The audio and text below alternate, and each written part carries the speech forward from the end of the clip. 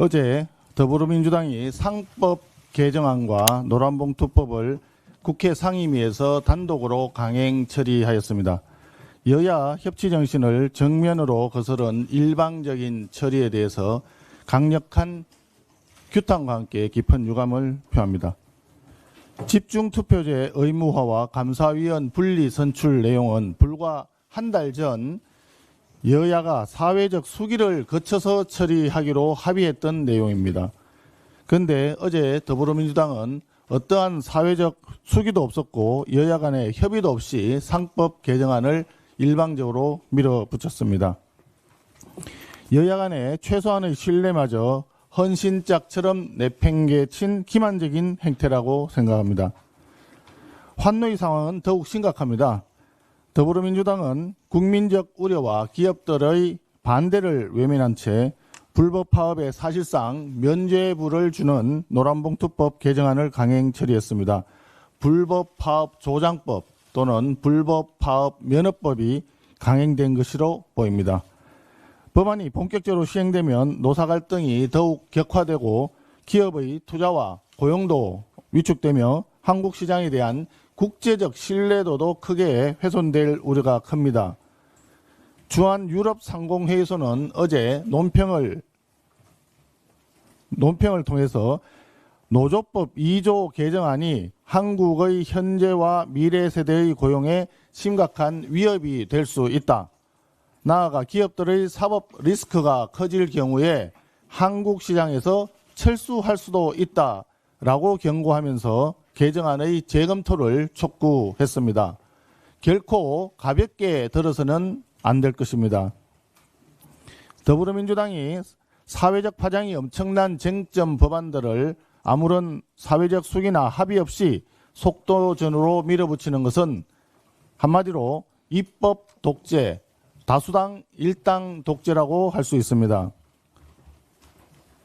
지금 국내외 상황을 보면 자동차, 철강 기업은 이미 미국의 관세 보복으로 실적이 급락했고 반도체, 의약품에도 관세 폭탄이 예고되어 있습니다. 그럼에도 정부와 더불어민주당은 법인세를 인상하겠다, 상법을 추가 개정하겠다, 무제한 파업 조장법을 강행하겠다라며 반시장 입법을 멈추지 않고 있습니다. 이 같은 폭주는 기업을 옥죄고 시장 질서를 파괴하며 결국 대한민국 경제를 파탄으로 몰고 갈 우려가 큽니다.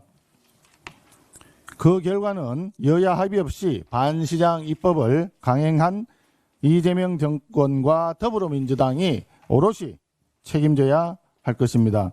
국가경제는 외면한 채 정치 동업자인 민노총의 대선 청구서 결재에만 몰두하는 더불어민주당과 이재명 정권의 폭주에 대해서 국민들의 준엄한 심판이 있을 것입니다.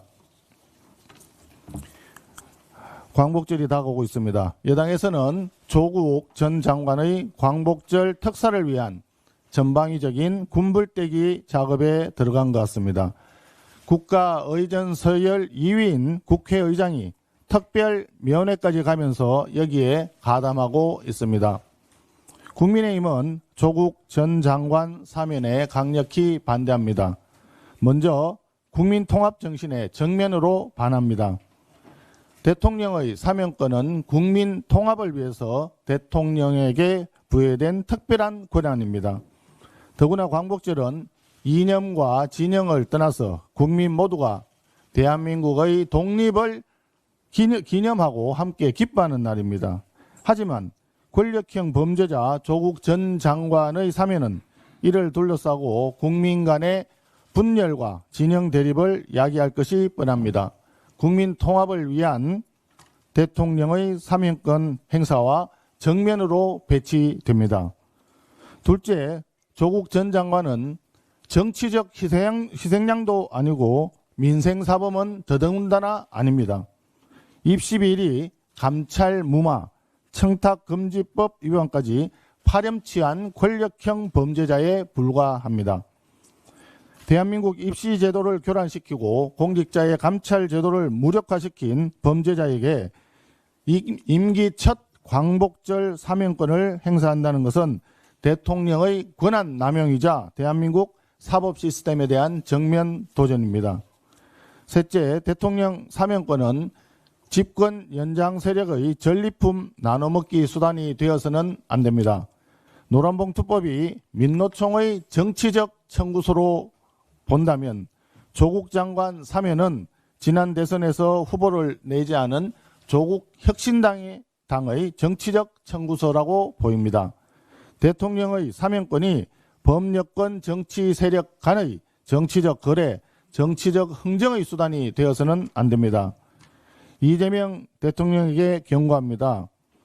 조국 전 장관 사면 다음 수순은 이화영, 정진상, 김만배, 송영길 등등 측근 인사들을 위한 보훈 사면이 있을 것이라는 것을 국민들께서는 이미 꿰뚫어보고 계십니다.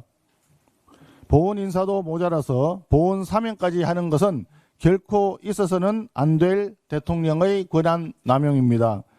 국민의힘은 이번 광복절 특사는 철저하게 민생 사범을 중심으로 이루어져야 한다는 점을 다시 한번 강력히 주장합니다. 네, 앞서 원내대표께서 말씀하셨지만 저도 한 말씀만 더 보태겠습니다. 지금 도대체 뭐가 그렇게 급한 겁니까? 전 세계가 통상 전쟁에 돌입하고 관세 협상에 구군이 걸린 이 중차대한 시점에 민주당은 왜 불법 파업을 조장할 우려가 큰 노란 불법 봉투법과 한국 기업을 무력화시키는 더 센 나쁜 상법을 기어이 밀어붙이려 하는 겁니까? 아시다시피 이 법안들은 민노총과 좌파 단체의 대선 청구서라는 비판을 받아온 대표적인 이념 법안들입니다. 민생과 국익이 아니라 특정 이익 집단과의 밀실 거래를 위한 입법이라는 비판을 피할 수가 없습니다. 여기서 당장 멈추십시오. 노란 불법 봉투법, 더 센 나쁜 상법 추진은 경제를 망치고 민심을 떠나게 만들 뿐입니다. 정부와 여당이 할 일은 민노총의 하수인이 돼서 눈치나 볼 일이 아니라 국민의 삶과 기업의 생존을 지켜낼 법과 제도를 제대로 만드는 것입니다. 북한에 대한 이재명 정권의 저자세 외교에 대해 한 말씀 드리겠습니다. 드라마 더 글로리 기억하실 겁니다. 협박이 두려워서 굽실굽실 하다가 평생을 끌려다닐 수밖에 없습니다. 못돼 먹은 일진들 습성이 원래 그렇습니다. 이재명 정부가 대북 확성기 방송 중단, 전단 살포 차단 등 나름의 화해 제스처를 보였지만 북한의 반응은 어땠습니까? 흥미없다, 마주 앉을 일 없다는 반응이 그들의 본심입니다. 지금 거론되고 있는 한미연합훈련 축소 논의는 더욱 우려스럽습니다. 북한 눈치를 보다 안보 태세에까지 영향을 준다면 이 정권은 임기 내내 북한에 끌려다닐 수밖에 없습니다. 문재인 정권 시절 정상회담을 3번이나 했지만 결과는 어땠습니까? 공동연락사무소 폭파, 미사일 도발, 대화 단절로 끝났습니다. 우리가 북한과의 평화를 원한다면 원칙을 세워야 합니다. 굴종적 태도의 결과는 더 많은 요구와 도발뿐입니다. 이미 배우지 않았습니까? 국민의 생명과 국가 안보를 지키는 일은 당당하고 원칙 있는 대북 정책뿐입니다. 굴종이 아닌 원칙, 환상이 아닌 현실을 자각하기 바랍니다. 이것이야말로 진정으로 한반도 평화를 지키는 길입니다. 마지막으로 관세 협상에 관해 한 말씀 드리겠습니다. 최근 정부 일각에서 쌀, 소고기 등 농업 민간 품목을 협상 카드로 활용하려는 정황이 포착되고 있습니다. 특히 30개월 이상 소고기 수입 제한 완화나 쌀 관세 조정은 농업을 손쉽게 양보하려는 신호로 비칠 수 있습니다. 이는 농업을 협상의 희생양으로 삼는 위험한 접근이며 농민을 외교 비용의 청구서로 전락시키는 발상입니다. 농업은 산업을 넘어 식량 안보의 핵심입니다. 협상은 주고받는 과정이지만 그 전제가 농업의 희생이어서는 안 됩니다. 정부는 국익 중심의 협상은 하되 농민을 협상 카드로 쓰겠다는 생각은 버려야 합니다. 이재명 정부는 명심하십시오. 농업은 협상의 소모품이 아니며 국익의 균형, 민생의 기본, 농업의 존엄을 지키는 것이 협상의 출발점이 되어야 할 것입니다. 이상입니다. 사무총장입니다. 민주당의 전당대회가 진명 경쟁과 강성 지지층에만 한정된 그들만의 표심 전쟁으로 치닫고 있습니다. 경쟁적으로 강성 대결에만 몰두하다 보니 정치 갈등과 국론 분열만을 부추기며 야당 죽이기에 해란입니다. 민주당의 전당대회에 국민은 없고 그 중심에 국민의 힘만 있는 형국입니다. 후보로 나온 정청래 의원이 국회 의결로 정부가 정당 해산 심판을 청구할 수 있도록 하는 헌법재판소법 개정안을 대표 발의하더니 이에 질세라 상대 후보인 박찬대 의원은 국민의힘 의원 45명에 대한 제명 촉구 결의안을 발의했습니다. 애초에 현실성이나 위헌 요소는 아랑곳 없이 그들만의 선명성 경쟁에 우리 당을 끌어들여 제물로 삼고 있습니다. 충고 하나 하겠습니다. 집권 여당이라면 강성 지지층의 기댄 정치가 아닌 우리 국민 모두를 아우르는 정치를 하십시오. 비전 없이 분노만 가득한 민주당 정당내에 결국 국민의 외면만이 남을 것입니다. 내일 우리 당 정당내 후보 등록을 시작으로 본격적인 레이스가 시작됩니다.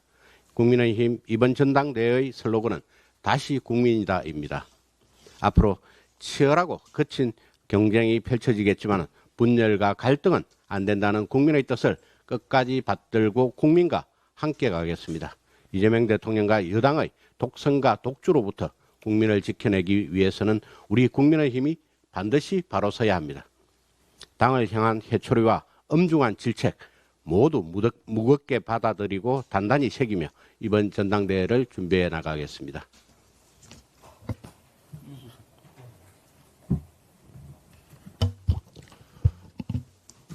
운영수석입니다. 한미 상호관세 25% 시행이 3일 앞으로 다가왔으나 2+2 협상 취소 등 돌파구를 찾지 못한 이재명 대통령은 협상 카드인 대미투자금 확보를 위해 5차례나 재계 총수들을 만나며 미국 투자를 늘리라는 압박을 연일 가하고 있습니다. 미국과의 관세 협상을 위해 기업에 SOS를 보내면서 한편으로 국회에서는 반기업적 입법과 정책을 밀어붙이며 기업들의 경영 상황을 벼랑 끝으로 몰고 가고 있습니다. 민주당은 어제 열린 국회 환노위 법안심사소위에서 불법파업조장법을 일방 통과시킨 데 이어 4일 본회의에서도 강행하겠다는 뜻을 밝혔습니다. 노조의 불법쟁이에 대한 손해배상 책임을 축소하고 사용자 범위를 원천까지 확대하며 쟁의 개념에 경영 판단을 포함하는 등 불법 파업의 기준을 대폭 완화하여 사실상 노조가 기업의 경영까지 좌지우지하겠다는 법입니다. 이사의 주주 충실 의무를 도입한 상법을 개정한 지 채 2주도 지나지 않아 민주당은 어제 법사위 법안소위에서 집중투표제, 감사위원 분리선출을 강행 의결하며 기업 발목 잡기에 박차를 가하고 있습니다. 또한 윤석열 정부가 법인세 1%를 인하해 세수가 줄었다는 부자 감세 프레임을 앞세워 법인세 인상을 추진함과 동시에 임금 감소 없는 주 4.5일제 논의 등 기업의 생존 환경을 더욱 어렵게 만드는 갖가지 규제 도입을 구상하고 있습니다. 미국이 관세 인하의 조건으로 4천억 달러 투자를 요구하는 상황에서 기업의 조력을 요구하면서 국내에서는 온갖 반기업적 입법과 정책으로 기업의 팔다리를 꺾고 있는 것입니다.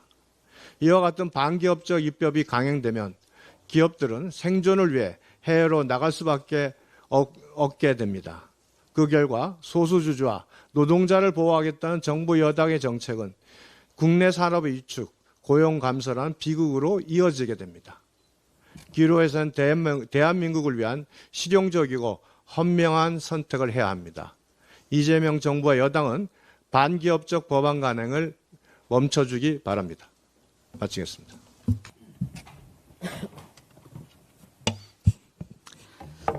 한미 관세 협상 민주당이 지난 4월에는 최상목 경제팀에게 다 손떼라더니 정권 잡고 지금까지 기억이 나는 건 입국 컷 아니면 입국 사진입니다.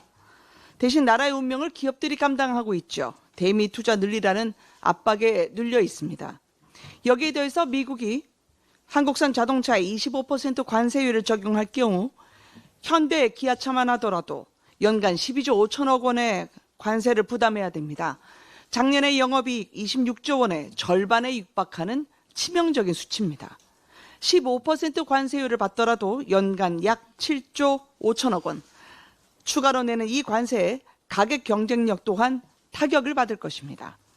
여기에 노란봉투법, 3법 개정안 등 더 악해진 법이 어제 마치 군사작전하듯이 줄줄이 소위 전체 회의를 통과했습니다. 노란봉투법에는 대기업뿐 아니라 국내 중소기업까지 폐업 위기로 몰아넣을 독소 조항이 포함되어 있습니다.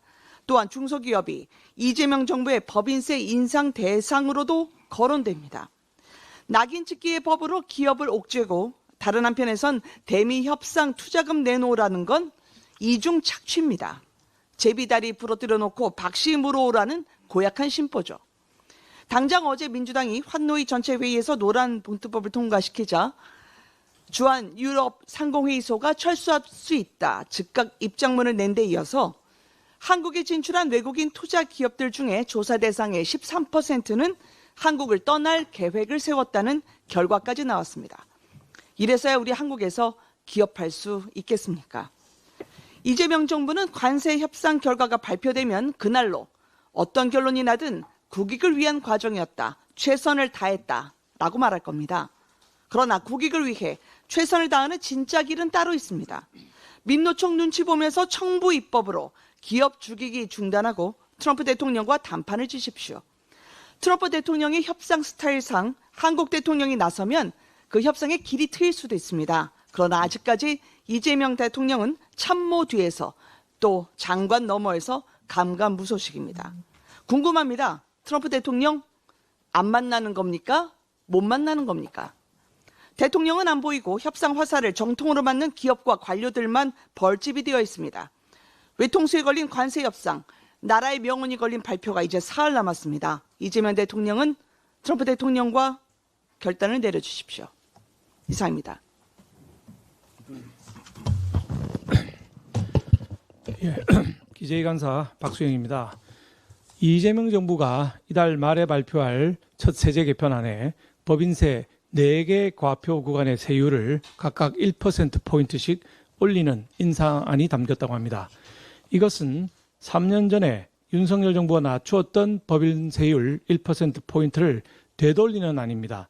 세계적인 추세에 역행할 뿐만 아니라 대기업은 물론 중소기업까지 힘들게 만드는 반기업적 정책입니다.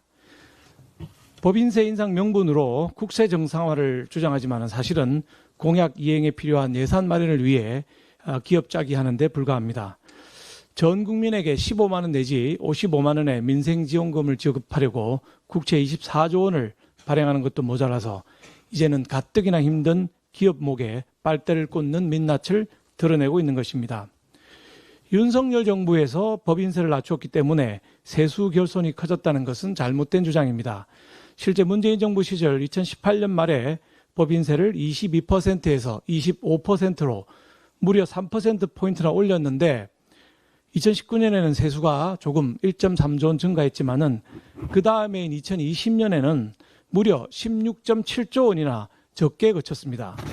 더불어민주당 논리대로라면 세율을 많이 올렸으니까 그만큼 세수가 늘어나야 하는데 오히려 세수가 감소했다는 것은 세율이 주요 변수가 아니라는 증거입니다. 전 세계 주요국들이 법인세율 하향하고 과표 단순화하는 글로벌 스탠다드를 쫓아가려고 안간힘을 쓰는 와중에 우리는 세계적인 추세를 역행하고 있습니다. 지난 10년 동안 OECD 회원국 법인세 최고세율 추이를 보면은 미국이 무려 14%포인트, 프랑스도 12.2%포인트 법인세율을 인하하는 등 법인세를 인하하거나 유지한 국가가 28개국입니다. 인상한 나라 10개의 나라보다 더 많았고 인상한 나라들도 칠레를 제외하고는 소폭 인상에 그쳤습니다. 복잡한 법인세 과표 체계도 문제입니다. OECD 회원국 중 24개 나라가 단일 과표 체계를 채택하고 있음에도 불구하고 우리는 기존의 4개 과표 체계를 고수하고 있는데 우리보다 많은 나라는 5개를 가진 코스타리카뿐이 없습니다. 이 같은 복잡한 과표 체계는 조세의 예측 가능성을 낮출 뿐만 아니라 기업의 성장 메커니즘을 왜곡하는 문제가 발생할 수가 있습니다. 이재명 정부에 촉구합니다. 가뜩이나 기업하기 힘든 나라에서 나라 밖은 관세, 나라 안은 법인세로 기업들이 살려달라의 썰스를 치고 있는데 대통령은 빚낸 돈으로 국민 환심 사기에만 급급했어야 되겠습니까? 이제 우리도 글로벌 스탠다드에 맞춰서 기업이 자유롭게 활동하고 투자를 늘릴 수 있는 세제 개편안을 내놓아야 할 때입니다. 40%대였던 법인세를 12.5%까지 낮춰서 구글, 애플, 마이크로소프트와 같은 글로벌 기업 본사를 자국으로 유치해서 1인당 국민소득 10만 불을 달성한 아일랜드 사례를 공부해 보시기 바랍니다. 이상입니다. 문재희 간사입니다. 오늘 최희영 문체장관 후보자의 인사청문회가 진행이 됩니다. 저희 국민의힘은 새 정부의 조속한 내각 구성을 위해 민주당의 증인 참고인 제로라는 일방적인 주장도 감소하고 청문회 일정을 잡는 협조를 했습니다. 위원장의 성실한 자료 요출을 요구하는 지시도 있었고 이에 따른 후보의 다짐도 있었습니다마는 오늘 아침 지금까지도 비협조적인 태도를 견지하고 있습니다. 국무위원으로서의 자격을 검증하는 인사청문회를 형해화하고 오늘 하루만 넘기자는 후보자의 태도에 상당한 유감을 표합니다. 특히 그간 언론 및 시민단체에서 제기한 후보자 자녀의 취업 특혜 문제, 증여세 대납 문제, 네이버 편중의 이사진 구성, 재단 자금 운영 등에 있어서 석연치 않은 도서출판재단 씨앗과 관련한 핵심적인 자료들은 전혀 제출되지 않고 있습니다. 이런 상태로 청문회가 시작된다면 정상적인 청문회가 가능할지 의심스러운 상황입니다. 아직 1시간여 시간이 남았으니까 후보자의 전향적인 입장 변화를 촉구합니다. 예, 한노희 간사 김영동입니다. 대표님을 비롯해서 많은 분들이 어제 한노위에서 일방적으로 통과된 노조법 2, 3조에 대해서 말씀을 주셨으면 짧게 첨언을 하겠습니다. 어제 저녁 민주노총의 청부 입법인 노조법 2, 3조 개정안이 민주당의 일방적인 강행 처리로 국회 환경노동위원회 전체를 통과했습니다. 사용자 범위의 무분별한 확대로 하청업체 노동자도 원청과 교섭할 수 있도록 하여 노동 현장에 심각한 혼란과 갈등을 초래하는 갈등조장법입니다. 또한 오랜 시간 노사 간 협력과 균형 속에서 쌓아온 노사 자율, 노사 자치의 기본 원칙을 철저히 짓밟음으로써 기업 활동을 옥죄고 산업 생태계를 무너뜨리는 반기업 입법 독재이자 악법입니다. 곧 보게 될 것입니다. 노동시장의 양극화가 확대되고 혼란은 더 크게 될 것입니다. 국익도 민생도 상식도 실정된 채 오직 표계산과 정치적 세법에 따라 밀어붙인 무책임한 입법 폭주를 자행한 것입니다. 강력하게 규탄합니다. 그 후과에 대해서, 그 결과에 대해서 민주당과 여당은 책임져야 할 것입니다. 민주당은 국민적 공감과 사회적 합의를 바탕으로 한 여야 협치의 장으로 즉각 복귀할 것을 강력히 촉구합니다. 또한 이러한 사정을 확인한 후 우원식 의장은 본 법률을 본회의 상정에 미뤄야 할 것이라고 다시 한번 촉구합니다. 이상입니다. 예, 농해수위 간사 정의용입니다. 한미 관세 협상과 관련해서 말씀드리겠습니다. 지난 25일 대통령실 정책실장은 협상 품목 안에 농산물도 포함됐다고 밝혔습니다. 불과 열흘 전 통상교섭본부장이 농업인은 물론 주무부처인 농림축산식품부와 충분한 소통 없이 농축산물 시장 개방을 협상 카드로 거론한 이후 이를 인정한 것입니다. 그런데도 농식품부와 통상당국은 명확한 설명이 없습니다. 지난주 목요일 국민의힘은 농민단체들과 긴급 간담회를 개최했습니다. 농축산물 시장 개방에 대한 우려의 목소리를 직접 듣고 대응 방안을 논의하였으며 정부가 농축산인과 긴밀히 소통하고 대책을 조속히 수립 시행할 것을 요청하였습니다. 또 여야가 초당적으로 협력할 것을 촉구하는 결의안을 발의했습니다. 계속되는 폭염에도 농민단체들은 미국산 농축산물 추가 개방은 농민 생존권 말살이라면서 정부의 무책임한 협상 태도에 맞서 연일 거리에 나서고 있습니다. 농축산업 희생을 지렛대 삼는 협상 전략에 대한 현장의 분노 표출입니다. 농업은 단순한 1차 산업을 넘어 대한민국 균형 발전과 식량 안보를 책임지는 국가 전략 산업입니다. 이 지극히 당연한 말은 이재명 대통령의 2025년 4월 25일 후보 시절 SNS 내용입니다. 정부에 촉구합니다. 식량 주권 문제가 협상의 수단이 되어서는 안 됩니다. 농업의 민감성과 지속 가능성을 고려하면서 전략적으로 대응해 나가기를 촉구합니다.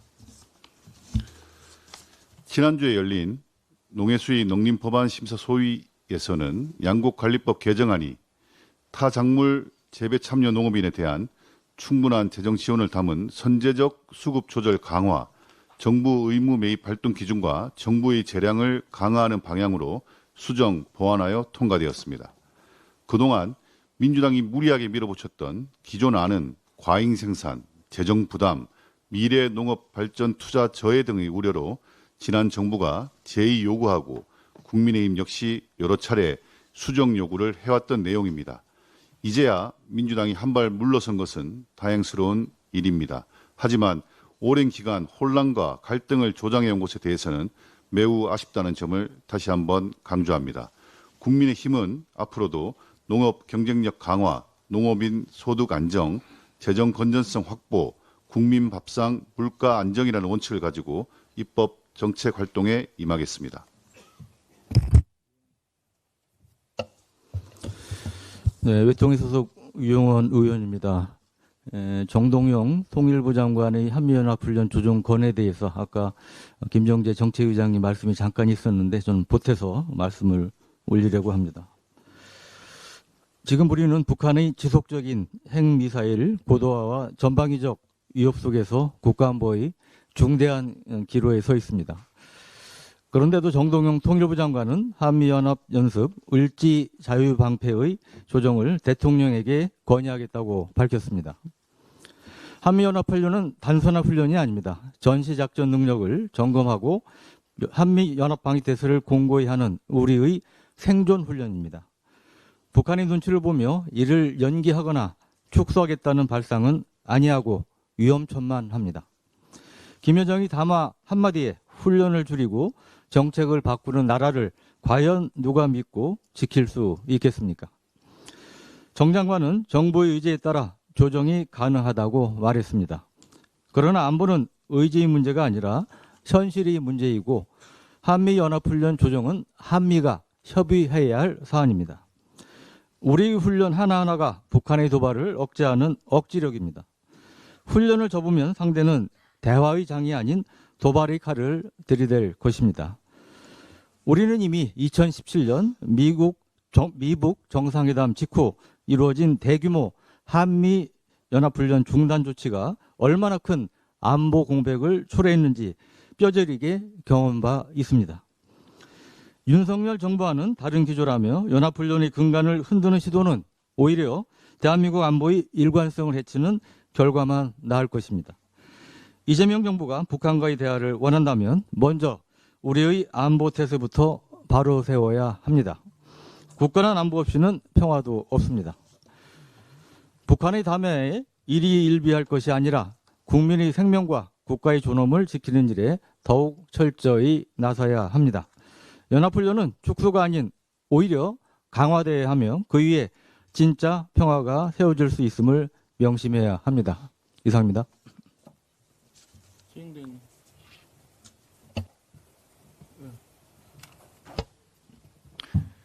네, 김정재 정책위장님께서도 잠깐 말씀하셨지만 이재명 정부의 굴종적인 대북 정책에 대해서 한마디 더 해야 되겠습니다. 어제 28일 북한의 김여정이 대북 방송 중단에 대해서 평가받을 만한 일이 못 된다라고 하면서 마치 졸개 하대하듯 칭찬받을 생각 말라고 핀잔을 줬습니다. 정치인이기 전에 한 사람의 국민으로서 치욕스럽습니다. 이재명 정부 출범 2달간 알아서 기면서 속옷까지 다 벗어준 것에 대한 대가입니다.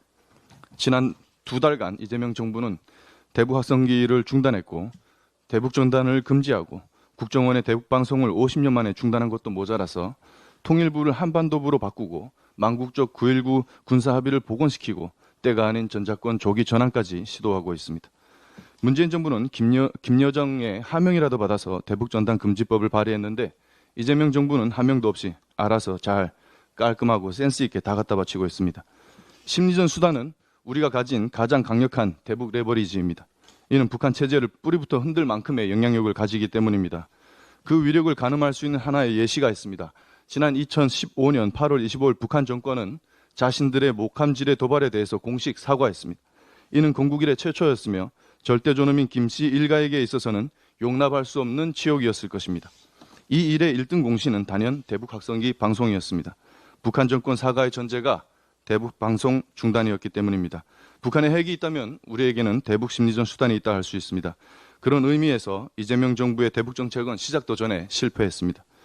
러우 전쟁이 종결된다면 트럼프 행정부의 관심은 북핵으로 옮겨갈 것입니다. 그러나 현재 김정은은 이 협상에 전혀 관심이 없습니다. 왜냐? 러시아와의 밀착으로 배가 부를 대로 불렀기 때문입니다. 당연히 미국은 우리나라의 그 역할을 주문할 수밖에 없습니다. 그런데 이를 어쩝니까? 북한의 김여정이 결론을 말해줬습니다. 서울에서 어떤 제안이 나오든 흥미가 없으며 한국과 마주 앉을 일도 없다. 이유가 뭐겠습니까? 우리 정부가 김정은을 협상장에 끌어낼 수 있는 모든 레버리지를 알아서 포기했기 때문입니다. 당장 며칠 뒤 8월 1일부터는 미국이 우리 수출 기업들에 25% 이상의 관세를 부과할 것입니다. 대북 협상 레버리지는 대미 레버리지로도 쓰일 수 있습니다.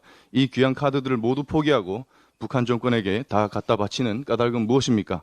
북한을 주적이라 부르지 못하는 것과 연관이 있는 것입니까? 이재명 정부에 촉구합니다. 정체성을 분명히 하고 더 늦기 전에 북한 정권의 모든 것을 내주고도 국익에는 백해무익한 대북 정책을 당장 중단하기 바랍니다. 이상입니다. 더 발언하실 분 안 계십니까? 비공개하겠습니다.